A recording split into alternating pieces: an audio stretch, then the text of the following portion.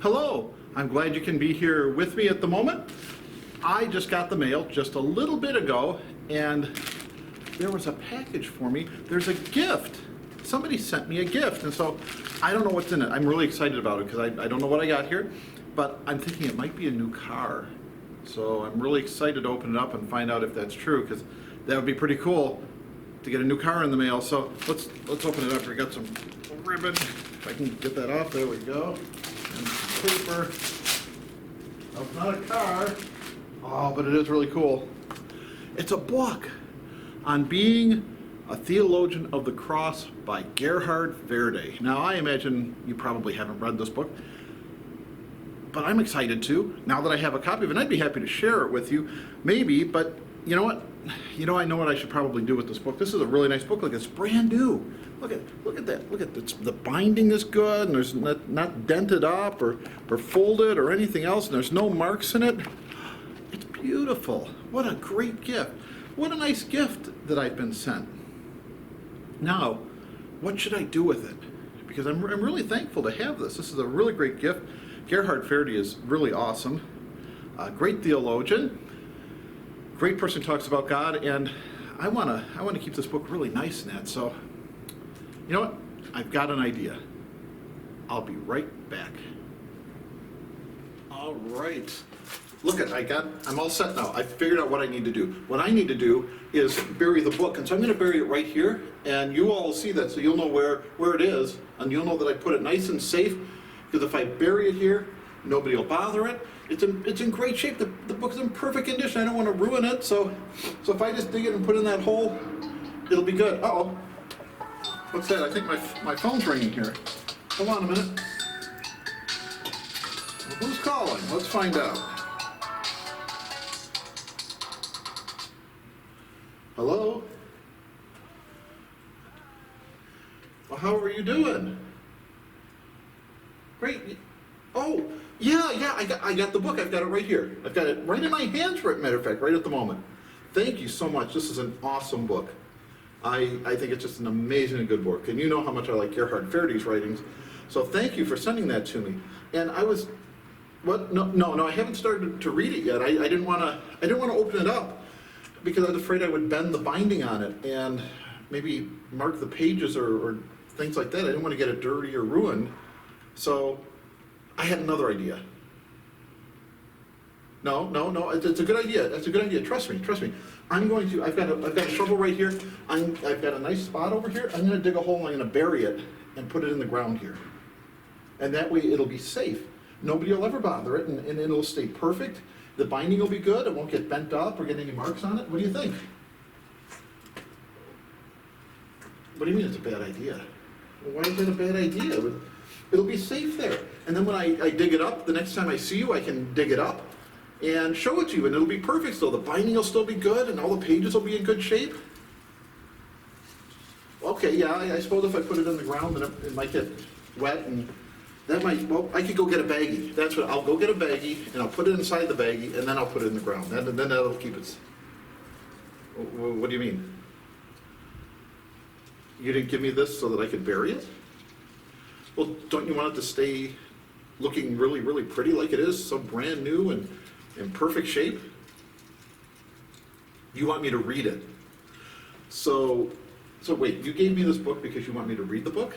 But what if I damage it or bend it a little bit, or what if I write on it or something? I do that sometimes. That's okay? Really? So you think that the most beautiful book is one that's been read? And that it's not a gift unless I read it? Because that's what you wanted that gift for, is for me to read. Okay. Well, yeah, no, I understand. I think that makes a lot of sense. You gave me this book as a gift because you wanted me to be able to read it and maybe even share it with people that are going to see that I have this book. And they can't do that if I bury it in the ground. You're right. If I bury this book, there's no way that anybody's going to be able to read it, because it'll be under the dirt and I'll never read it. Well, thank you. Thank you again for that gift. It's a wonderful gift. And I agree. You're right. I should read this book. I should take this gift and use it because you gave it to me so that I could read it and I could look through it and I could share it and do all those things. Well, thank you again. It is really, really a wonderful gift, and I'm going to make sure that I read it and make good use of the gift you've given me. Bye-bye. Well, I guess she's right. If she gave me a gift of a book, what's the best thing I can do with that gift? I can read it and maybe share it with other people. That might be another good way to use it. And this book will only be a really good gift if it's read, even if it means some of the pages are bent and it gets a little dirty and all of that. That makes me think about Jesus talking about a parable where different gifts were given. And some of the people took them and invested. They were given some gifts of money and they invested it and made more money on it. But one person took it and he buried it in the ground, covered it all up and left it. And then when the person came back to get his money back, everybody else had doubled the money that they were given, except for this one person. He gave back what he had originally. And the gift giver was really unhappy about that because he expected him to do something with it. And God gives us gifts. And God doesn't expect us to bury them in the ground.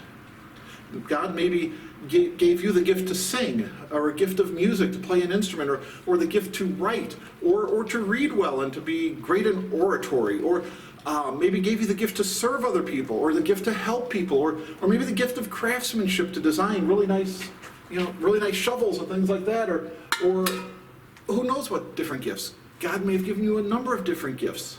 Maybe the gift to teach, or maybe the gift to proclaim, or maybe, I don't know. But I do know one thing. Whatever gifts God has given you, you probably shouldn't bury them. Just like I shouldn't bury this book, this gift that was given to me. I should use it. I should read it and enjoy it, because that's why she gave me the gift. That's why she gave me this book. And that's why God gives you the gifts he gives you. He wants you to use them and to enjoy them and to use them to benefit others. If I read this and learn from it, then I can share what I learn with other people. And if you use the gifts you have, if you have a gift for writing and you write, that can be shared. Or a gift for serving other people and you help someone, or a gift for praying someone and you pray for them. Whatever those gifts are, they really don't do much good if we bury them in the ground, if we keep them to ourselves, if we don't use them.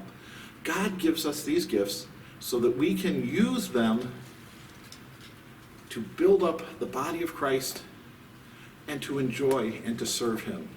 So you know what? I'm going to go on inside and I'm going to start reading on being a theologian of the cross. And I'm going to use this gift, and I hope you use the gifts God gives you too.